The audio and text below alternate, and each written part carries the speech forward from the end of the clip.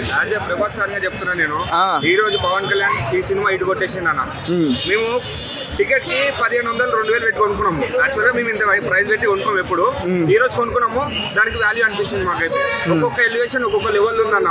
Songs అయినా సరే తమను ఇచ్చిన వీటికి, నెక్స్ట్ సుజిత్ అన్న ఇచ్చిన సినిమా అయితే హైలైట్ అన్న. ఈ రోజు ఒక విషయం అడుగుతా బ్రదర్, ఒక సాహో ఇక్కడ పెద్దగా అంత ప్రేక్షకులకు నచ్చలేదు, ప్రభా ఫ్యాన్స్ కి నచ్చింది. ఓకే, అంటే ఆ ఆకలి ఇక్కడ ఓజీతో తీర్చుకున్నాడు సుజిత్. తీర్చుకున్నాం అన్న, మేము తీర్చుకున్నాం. సుజిత్ అన్న మేము తీర్చుకున్నాం. ఈ రోజు మాకు ఆకలి తీరింది, పవన్ కళ్యాణ్ ఫ్యాన్స్ కి ఆకలి తీరిపోయింది. ఏంటి సినిమాలో ఏంటి హైలైట్, ఏంటి యాక్షన్స్ ఎలివేషన్స్ ఏంటి? ఎలివేషన్ యాక్షన్ అన్ని వేరే లెవెల్ అన్న.